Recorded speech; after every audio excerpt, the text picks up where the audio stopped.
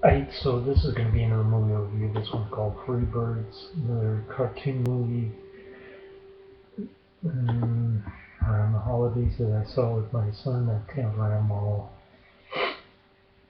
Cinemark. Yeah, we had popcorn, Sour Patch watermelon, and fruit punch. That was our snack. We had Burger King for lunch. He didn't eat much, but I wolfed down chicken sandwich, fries, and 4 beef nuggets. Uh, he was kind of munching on the nuggets for a while until the fries cooled down. Um, so we kind of picked out on junk food, but I didn't give him any soda, so I didn't feel that bad, you know what I'm saying? Anyway, I thought this was alright. It seems like the kids' movies are getting better as time wears on. Um, this one actually was quite funny, and my son and I laughed when they're munching on pizza, and one guy says, "This tastes like a dirty sock." Anyway, it's about a couple of turkeys, Reggie and Jake. Um, I guess Reggie feels guilty because he didn't save his people from the turkey cages. So, but he did get visited by the great turkey, or I don't know, some godlike figure, the great turkey, something like that. Uh, anyway, um, it's pretty funny. It's kind of odd. It's about these two turkeys that go in a time machine and they try to change history by saving all the turkeys from the very first Thanksgiving feast. Kind of twist history, like historical revisionism, when the Pilgrims were starving because they had some kind of communitarian system of food, and that part wasn't intimated in this movie, but yeah, one of the drawbacks, I guess, of making a cartoon movie for kids, I don't think kids would understand anyway. Um, so the egg is starts off with Reggie, I guess. Uh, he gets pardoned by the president. He gets taken to spared from the chopping block, I guess you could say, and then he gets kidnapped by the other dude, Jake, the bigger turkey, the guy who wants to be a hero but he keeps messing up. Um, they go to this underground bunker where there's a time machine, um, not coincidentally shaped like an egg, and somehow they manage to get in there and take off to the very first Thanksgiving feast setting, wherever it was, Governor Bradford, I think his name is.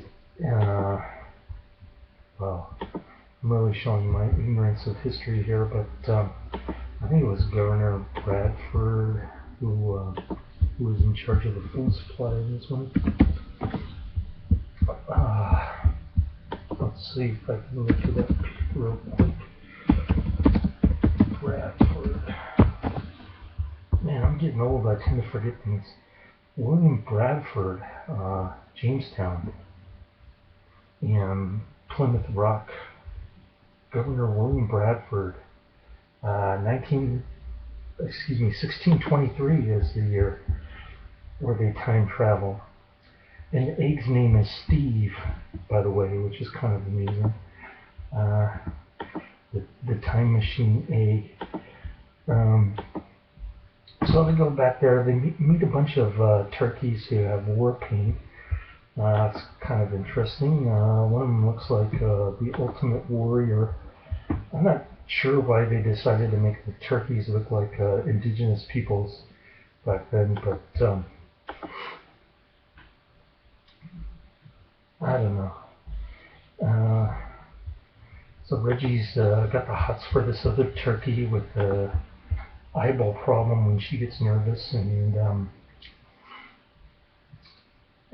they eventually they attack the fort, and I don't want to spoil it, but half of them get decimated, and it's all Jake's fault because he took the gunpowder tube from the turkey hunter dude, and he left a trail of gunpowder that led to the turkey secret hideout. So anyway, the real story of Thanksgiving. Bradford realized that the communal system encouraged and rewarded waste and laziness and inefficiency. And what else is it here?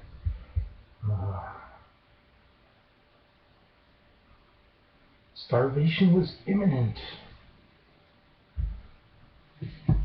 Destroyed individual initiative. Desperate, he abolished the communal system. He distributed private plots of land among the surviving pilgrims, the ones who didn't starve to death, encouraging them to plant early and farm as individuals, not collectively. Wow, that's something that got missed in this movie. Anyway, I just saw that when I googled Bradford dude. Cool. So, yeah, there's historical revisionists. Basically, they made Bradford the keeper of the food, and they didn't really go into much detail about how he was distributing it wrong at first, and he realized the error of his ways, and he decided to change things around and give people plots to farm their own damn land. So that's about the gist of the historical goof. My son really wouldn't have known the difference anyway. He's only 3 years old. And this one gets a PG rating. I'm not sure why.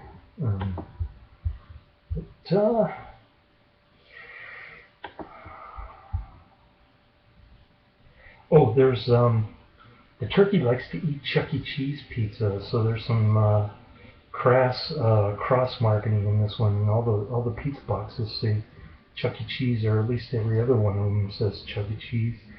And it's kind of amusing when the guy says that Chuck E. Cheese tastes like dirty socks. It's almost like Beverly Hills Cop 3 when they use Paramount's Great America to make this fake amusement park setting in Southern California.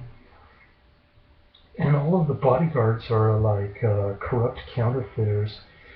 Gee, that's a good image for Great America and Paramount. Make your bodyguards corrupt counterfeiters and thieves and stuff. It's kind of like that in this one. I mean, they make fun of their own product, which is kind of amusing.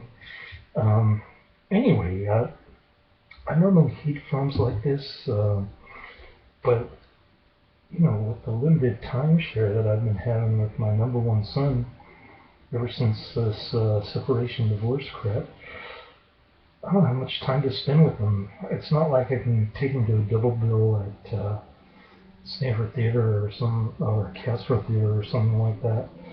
You know, drive home, cook him dinner, and bathe him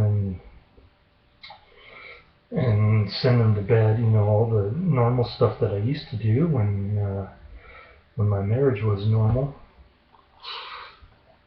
So I'm kind of stuck taking him to the local Cinemark theater, watching these bullshit cartoon movies, which he enjoys. So I just want to get him in in the habit of watching movies and stuff because that's what I enjoy.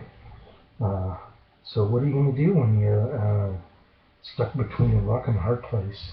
Laters.